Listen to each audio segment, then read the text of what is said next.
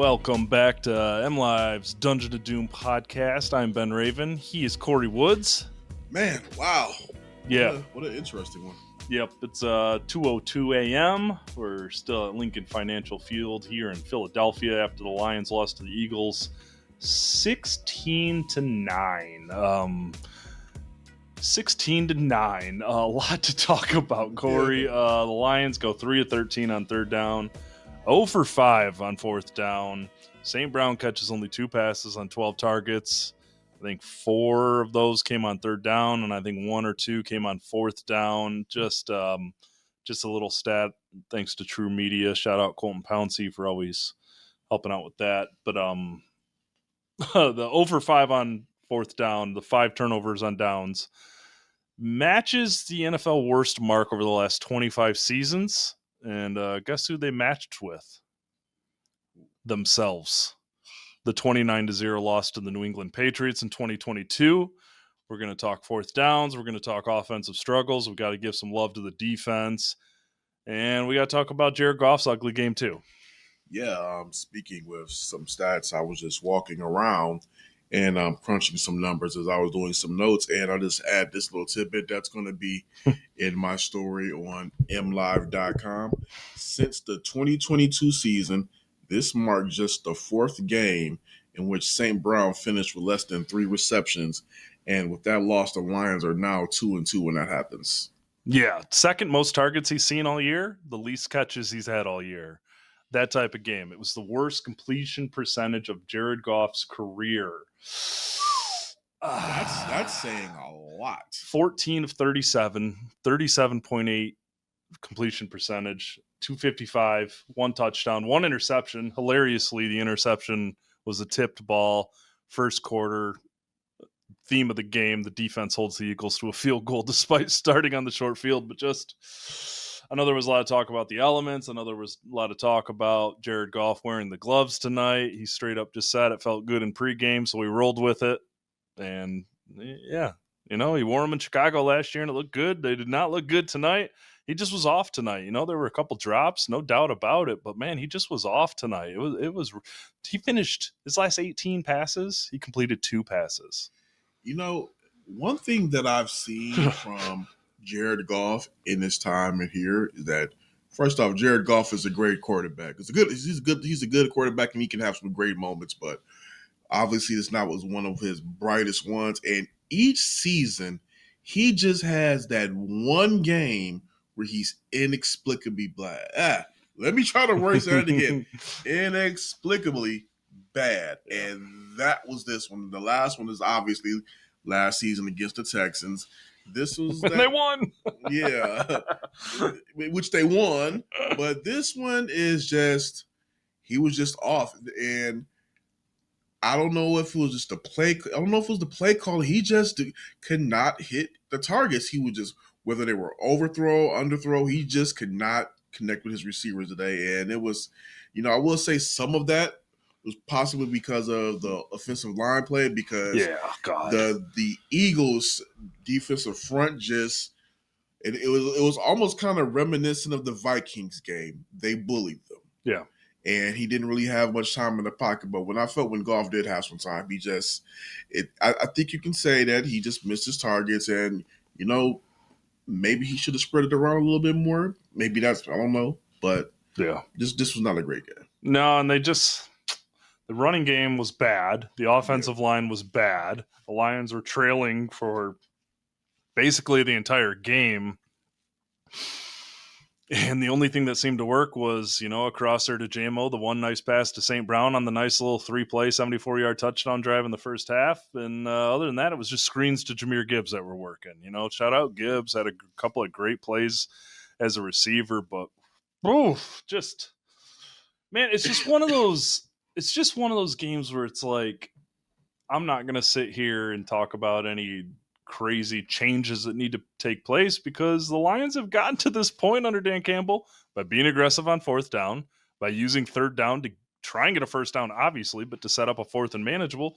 And they've also relied on Goff and St. Brown to just continue taking them to new heights and new heights. What was that? He said good night. Oh, cool. Feel free to leave that in, Patrick. That's the life of podcasters at 2 a.m. in a stadium that they've turned off the lights 15 times already. Yeah. But man, they should continue to go to St. Brown in all of those spots. I think they should continue to remain aggressive on fourth down. Obviously, I hated the fake punt call. Oh, that was bad. It was the Eagles clearly saw something coming. Like they gave the Lions a front that looked like, oh, we're playing defense. We just got one guy back in case you actually do punt it. And it sounded like Grant Stewart had the opportunity to check out of that play. They thought it was there. Campbell thought they could catch him off balance. They didn't. But just, I don't know, man. Right? You don't change who you are. You don't change who you are, but here is my personal opinion. With the way that things were going, Jalen Hurts and that offense just could not get going. As much as the Lions had issues, they had their struggles as well. Yeah. And I felt that in some of those situations where Dan did opt to go for it, I felt he should have trusted Jake Bates. Just off the way this goes. You guys are not clicking. Okay. You guys aren't clicking. Just go ahead and get something on the board and then come back, because the Eagles weren't moving the ball. Yeah. The defense was playing lights out as best as you could ask for them. So I'm not saying change your ethos, but just, hey, you know what? Our defense is rolling. Let's just take these three, get out of here. You don't got to get cute. You got to get the W. Yeah. And what you're mentioning is when they went for it on 4th and 3. Yeah. Yeah. What was it? It was 13-6 at that point. Yeah. I before I even started covering a Dan Campbell coach team, I'm usually a screw that, go for it inside the 5-yard line guy. In a game like this, where your defense is playing lights out and the Eagles aren't able to do anything on offense either, take the points. Because let's be real here. The Eagles' first field goal started at Detroit's 11-yard line. Second field goal started at Detroit's 43-yard line. The touchdown drive started at their own 40-yard line or 36-yard line. Still pretty solid field position. And then their last points of the game, another field goal, started at their own 45-yard line. And they got the field goal off the interception. They got a field goal off a turnover on downs, and they got another field goal off a turnover on downs. So, Dan Campbell, you should continue to go for it on 4th down, but have a little more flexibility and feel for the game just based on how your defense is playing. Simply. That's all I'm saying. The way it was going, the defense was they were frustrating the heck out of Jalen Hurts. AJ Brown was dropping passes. He couldn't. They were forcing it to him too. The chemistry with Goddard wasn't really there. Devontae Smith, the defense. I mean, when you're talking about Saquon Barkley, they bottled up him as much as you can. Yeah, it's possible. Yeah, I mean, it's just off of the way that the game was going. I'm like, just get the points you can, and then try again next series. Yeah. The Eagles had one drive go for more than 50 yards. 50 yards. One. You got to... I think he trusts his defense. I just think... I'm wondering if it's because of the Eagles, because of the moment, he may have outsmarted himself. Yeah. I just... Because when it was 13-6 and the Lions were driving and had a chance, we were all like, they're going to go for 2, aren't they? It was just, it's just about finding a balance. It's about trusting your defense. The defense is kind of leading the way for you this year. The field position was, and the defense played lights out while getting put in crappy position after crappy position tonight. You should have been on your hands and knees thanking your defense instead of continuing to put them in brutal spots. So I just... How many times have we seen the tush push not work? Bro, they tried it 6 times tonight. They obviously scored the touchdown in the first half. Yeah. They jumped off sides twice, and the Lions stopped it the other couple of times. I mean, Sirianni got crazy aggressive late in the fourth quarter, going for it 2 times in a row, and the Lions just stuffed it. So shout out that interior defensive line. Shout out the plan on that. Shout out everything that Kelvin Shepard's group did tonight. He dialed up a winning game plan. That defense deserved a win tonight. Like, that defense deserved a win tonight, because while we just listed out the Lions' crappy third down and fourth down stats, the Eagles were 4 of 15 on third down. 4 of 15, 0 for 1 on fourth down, 1 for 3 in the red zone. The Lions outgained the Eagles tonight. Hurts had 135 passing yards. Barkley had 83 yards, sure, on 26 attempts. That's what I'm saying. Like, they bottled up they bottled up Barkley as much as you could, and I mean, I thought Tyreek Williams played a fantastic game. I did too, and he played a lot more too. Yeah. I lost track of his snap share at the end of the game, but he had 18 snaps at halftime. He had only 19 over the 2 previous games. Tyreek Williams is doing things that don't show up in the box score. He was awesome on the tush push, and we're obviously not going to dive too deep into this, but Calvin Shepard, once again, flexibility, versatility. Williams started tonight. McNeil started at edge tonight. Williams got reps at edge. They were moving things around. Aiden Hutchinson flipping sides. I mean, they always do this, but there was a lot more moving pieces around tonight, and it just freaking worked. The Eagles' longest gain was 34 yards. This is one of those W's that not only the Lions should have just won in general, but Kelvin Shepard should have had this on his resume as well. It's still going to be on his resume for people that know the game. Exactly. But it should have come along, like you said. The defense should have been rewarded with a W for the way that they stifled a dynamic offense. It was truly great. And on the offensive side of the ball, just nothing went right. Gibbs, 12 carries, 39 yards. Montgomery, 6 for 27. J-Mo had 1 for 9. They ran 21 times for 74 yards, a 3.5 yard average. Had only 1 rush of more than 10 yards. The offensive line was bad tonight. Yeah. Ratledge got banged up and returned, but man, there were a couple plays where Carter and Davis were putting dudes on their butts. Davis had 3 knockdown passes at the line of scrimmage. Carter had 1. It was one of those nights where the offense sucked, and then like when the offense makes a play, they shoot themselves in the foot when J-Mo straddles the goalpost. For his sake, that didn't cost him the game. No, exactly. Yeah, because they would have lost by 1 point. That would have been the talk of the town. Man, but yeah, just, he definitely has to be better in that moment. Apparently, we heard. Well, we don't know which coach it was, but apparently he got an earful. Yeah, but he did on the sideline for that.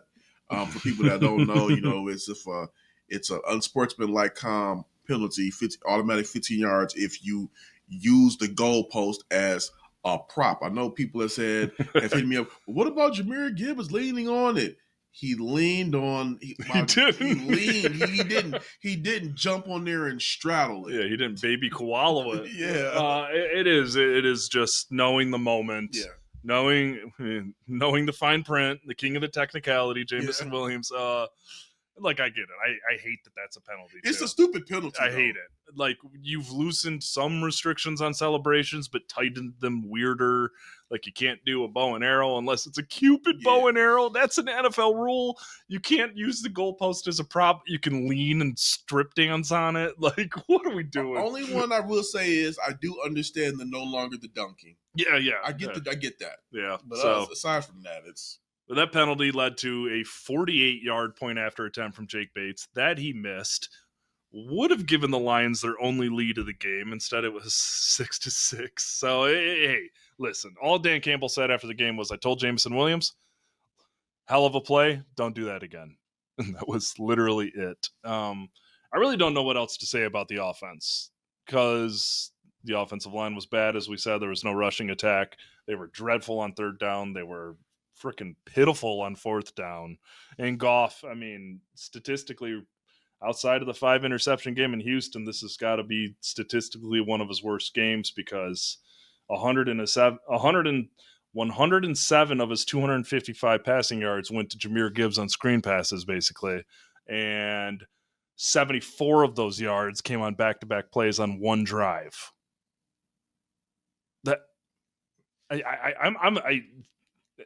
We knew the Commanders were stinky.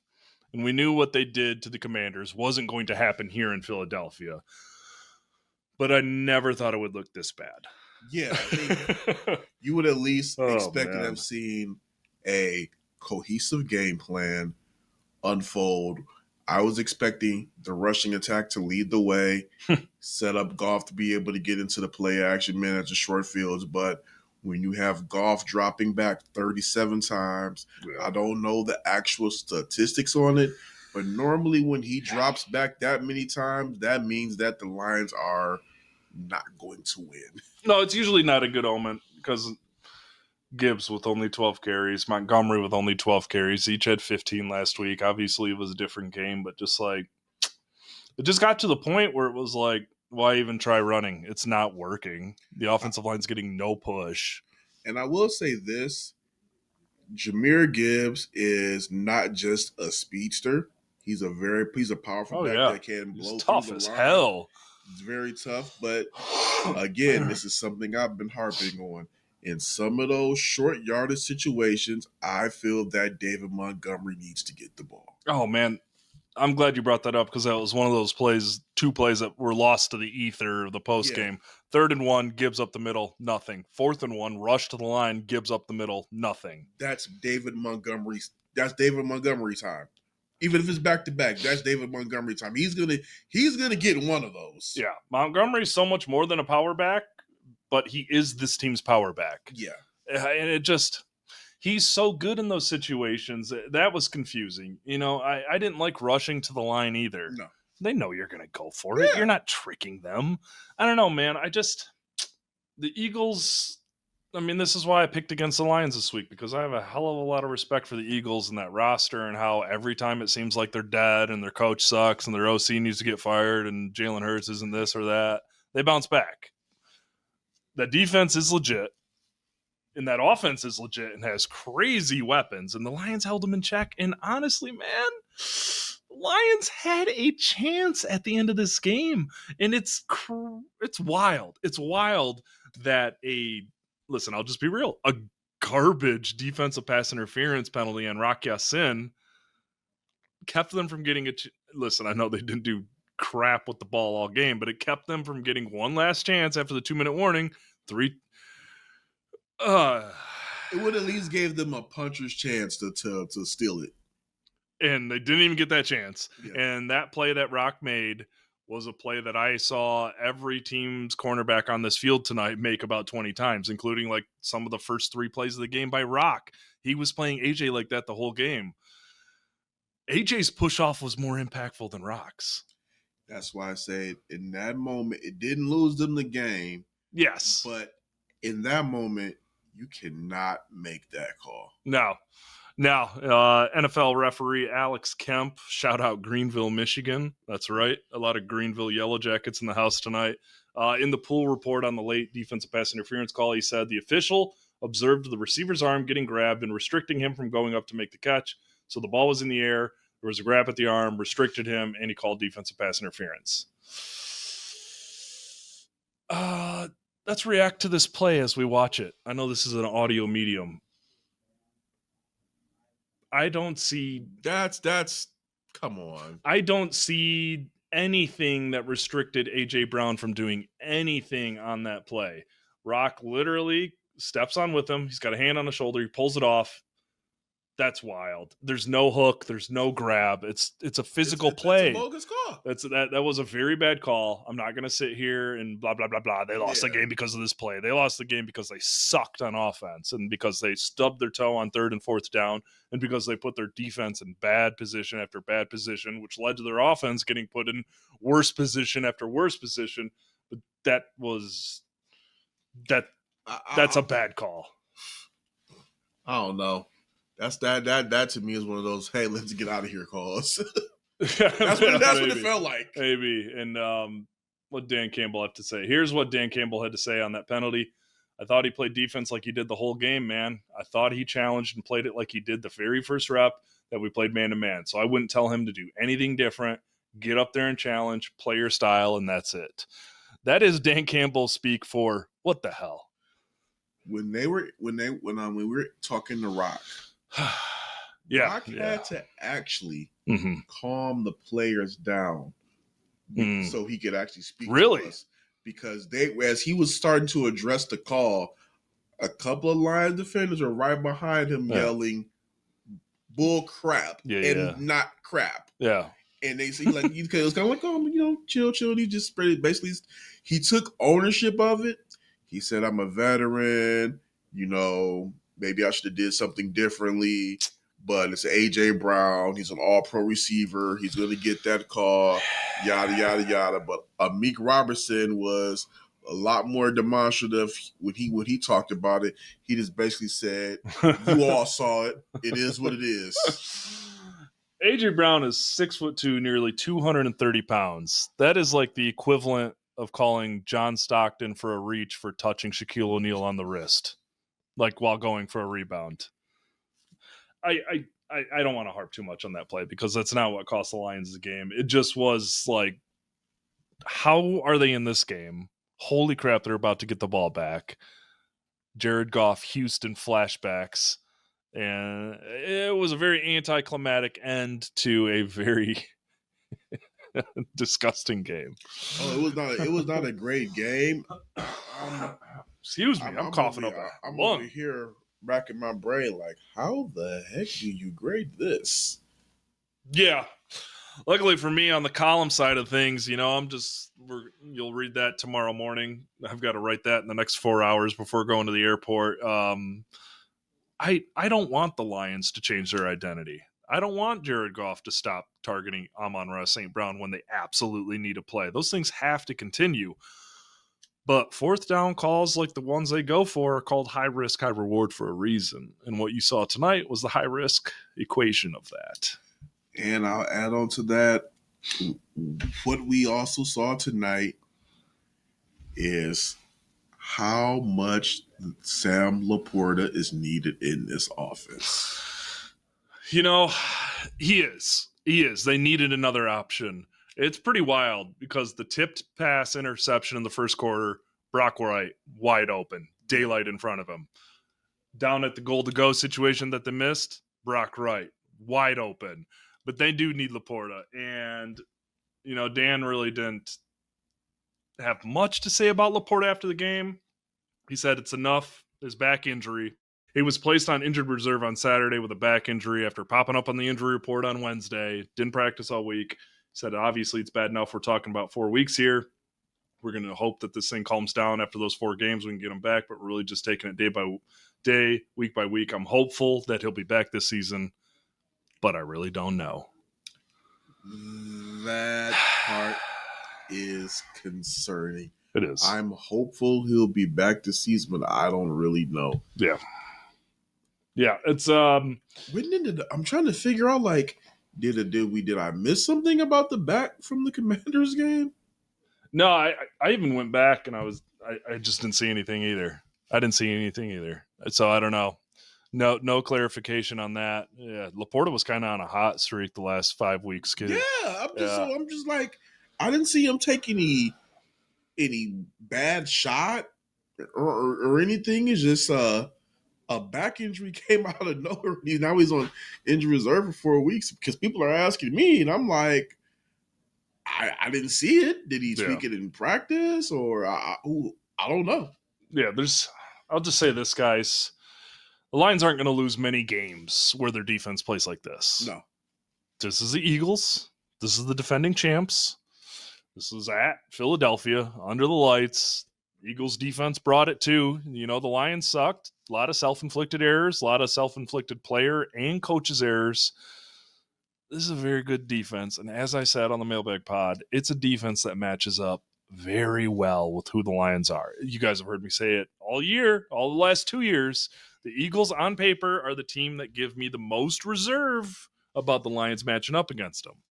The tough thing for the Lions is they play 3 games in the next 17 days. Yeah, they have Giants, Packers, and Cowboys. The dreaded back-to-back Thursday off of Thanksgiving. I know you guys don't want to hear me complain, but that's the worst thing the NFL has done to us. Not the Christmas game, not the Thanksgiving game, but taking away Thanksgiving weekend. But it's Giants. That's a get right game. That's a get the train back on the tracks game, as Jahmyr Gibbs likes to say. The Giants are probably going to be starting Jameis Winston unless Jackson Dart gets ready. Who knows there? They're missing Scatterbo. They're missing Malik Neighbors. The Giants are hanging tough. They hung with the Packers today in the fourth quarter, but that's a game the Lions should win. I mean, they should be coming out looking to make a freaking statement, getting this bad taste out of their mouth. And then it's the Packers on Thanksgiving. And then it's 1 week later, Cowboys at home. 3 straight home games. 3 straight home games. That's a great situation to be in, especially when you're third place in the NFC North. Third place in the NFC North at 6-4. The Bears are 7-3 in first place. The Packers are in second place at whatever they are with the one tie, and the Lions are 6-4. Which is crazy to think that the Bears are 7-3, first place in the North, and I'm not going to poo-poo on their schedule, Right. but they haven't beat a winning team. No, I'd like to see them do it against somebody. So yeah. So we'll leave it there. But, I mean, I want to go back to something that you said last week, and maybe a couple of days ago. It is that at some point, the Lions cannot just keep going win-loss, win-loss, win-loss. Mm-hmm. They got to start stringing some of these games along. And I believe that starting with that Giants game, they have to, at bare minimum, go on a 3-game win streak to just at least get some momentum rolling back in their way. You got to serve home court. You got to serve home field. Yes. These next 3 games, regardless of what people think the Packers are going to be, regardless of how bad the Giants are or the Cowboys or whatever, you have to steamroll them. You have to handily. You know what? Take that back. Let me not even say handily defeat them. Win the game. Just win. Yeah, because if you heard me just gasp in the background, it's because the current playoff standings, the Lions are on the outside looking in. They are the 8th seed right now. 75% playoff probability, whatever that means. But, man, this is not a place they want to be. You absolutely cannot get swept by the Packers. You absolutely cannot drop 1 to the Giants or Cowboys, because guess what? The 4th game on that stretch is at the freaking Los Angeles Rams, who are 8-2 and tied with the Eagles atop the NFC. So, yeah, the Laporta stuff, that hurts. Ratledge came back and finished the game today. I think Khalif Raymond was the only injury out of this game, too. He had a weird game on the punt returns. It felt like one of those games where Campbell told him to cut it loose because he was acting crazy back there. Yeah, and every time he tried to cut it loose, they cut him up. And that's another thing I'll defend, too. Suck tonight. I want Khalif Raymond to cut it loose. We saw what happened in that Browns game. I just wrote about this, MLive.com/Lions. The bread and butter of who the Lions are, the bread and butter players and the bread and butter identity came back to bite them tonight. Goff and St. Brown, it was terrible. I mean, it really was just terrible. But you don't go away from that. It was absolutely dreadful on 4th down. Some of the play calling on 4th down, not my cup of tea. Hated the fake punt call just because it's like, whoa, the Eagles' defensive line looks weird right now. Looks like they're playing defense and not special teams. And Grant Stewart just ran into a wall. The 2 Gibbs runs, that was bad. You know, personnel and play calling wise. It was predictable. Don't go predictable. It is just listen, the Eagles are a very good team. This is a road game. I projected the Lions to lose this game. So I'm not sitting here like, the season's over. But you gotta find some balance as a play caller 2 games into calling the offense. When your defense is leading the way, play the field position battle. Take some points where you wouldn't take the points in the past. That's all I'm saying. With the way you gotta go with how the game is flowing. And that's okay. Get points on the board. Yeah. Figure it out next series. Recalibrate. Yep. Go with the flow of the game. Realize that your defense isn't giving up jack shit. Like, literally, guys, a 34-yard play was their biggest play of the game. I mean, and They limited explosives. They were good on third down. They were good against the tush push. On so many 3 and outs. Ugh. It's just like, yeah, after you kick the field goal and you get the ball, as long as you play solid return coverage, you're basically pinning them under that behind the 30, and you're probably getting the ball back on another 3 and out. At least with the way the defense is playing, you're getting that ball right back. It's just wild to see the Eagles have 2 drives last longer than 10 plays, 1 drive go for more than 50 yards, and we're sitting here talking about a disgusting loss. You got to go with the flow. You've got to feel the game. You've got to feel that your defense is leading the way. Lean on your defense. Try to win the field position battle. That's the one thing that's going to be really difficult for me when I do the grades is that I have to figure out a way to accurately grade this coaching on this loss, but making sure that it's also favorable enough. Well, I'm just letting y'all know right now, but it's going to be favorable because I'm grading on the curve based off of how the defense performed. Yeah, I have to. Jack Campbell led the way with 15 tackles tonight. Had a tackle for loss. I thought Rock Ya-Sin was very good in coverage. Yeah. He was there with A.J. Brown every step of the way, all game long. Got boned by a late bad call. Alex Anzalone, I thought, was good too. I mean, he gave up 1 big play, but he got called back on a penalty. Like, he had 6 tackles. He's great in coverage. Branch had the big hit on the Dotson 34-yard play and got called for a penalty on it. Yeah, it was in real time. It looked clean. In the slow motion, I was like, oh, yeah, that was an uppercut with the helmet. Yeah, yeah. Okay, I got you. But, man, Hutchinson and Roy Lopez split a sack. Jeez, were those the only – those were the only quarterback hits of the game. It felt like the Lions had some pressure. They just – Hurts is obviously very good at stepping up and running. Bit them there a little. And just the 2 plays that stick out as weaknesses for the Lions today were – you got to be ready for Hurts to run. Like, those quarterback draws really tore them up. Those were on big third down, and I think 1 4th down too. But I ain't blaming the defense for nothing tonight. The defense played winning football tonight. Hurts is Jalen Hurts. I mean, you can do your best to contain him and stop him from being the explosive player he can be when he gets outside the pocket.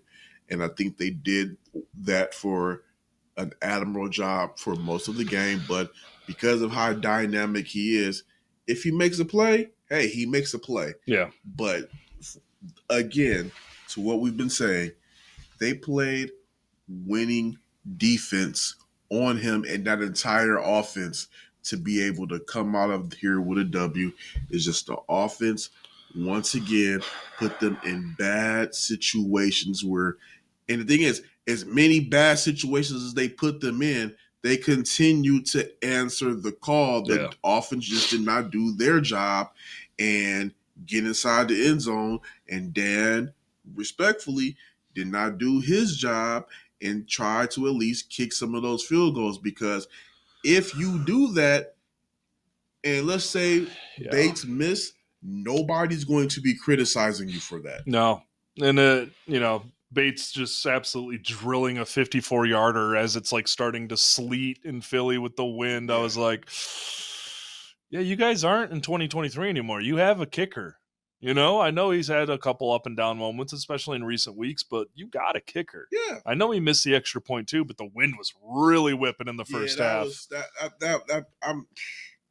I don't put that one too much on him because, like you said, the wind, and also too, he shouldn't have been in that position. He shouldn't have been in that position either.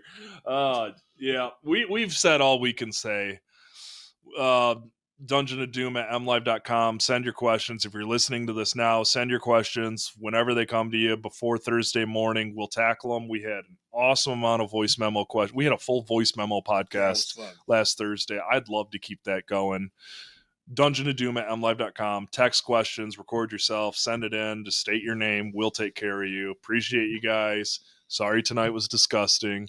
Lions are 6-4, lose 16-9 to the Eagles. They are 3rd place in the NFC North and currently on the outside looking in the playoffs in a very hotly contested NFC playoff standing situation. They play the Giants Sunday, 1 p.m. Ford Field. Short weekend of the Packers on Thanksgiving. normal week into the Cowboys on Thursday Night Football the following Thursday, and then it's at the Los Angeles Rams. And hopefully by that game, they'll have Sam Laporta. That is the first game Laporta will be eligible to return from IR. Hopefully we learn more on that in the coming days. The one part from Campbell is hopefully we get him back this season. That makes me a little concerned, and it's a back injury. We don't know what happened, so it's just and I was I know I don't want to drag it on, but somebody asked me what kind of back injury keeps you off for 4 weeks. I'm like, it's a back, dude. Yeah, it's a back. It's like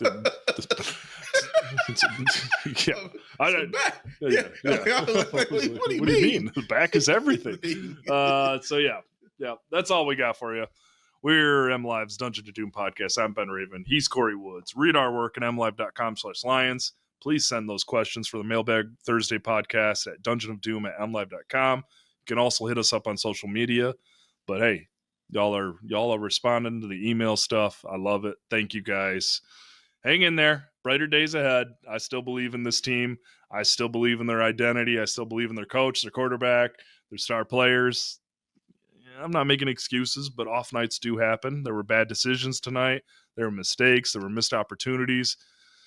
Their identity came back to bite them tonight. And I guess sometimes that's going to happen. I'm not calling for sweeping changes, but, the one change that you and I kind of are in alignment on is, Dan, you're calling the offense. Figure out how to balance that a little better when your defense is carrying the show and the offense is stubbing its toe over and over again. But that's all we got for you. Good stuff, Kory. We've got flights to catch in 4 hours. I got a column to go right. I have Yeah, you're a little earlier than me. Hopefully you get home on the same day this time. Yeah, we'll see. We'll see. All right, guys, we're out.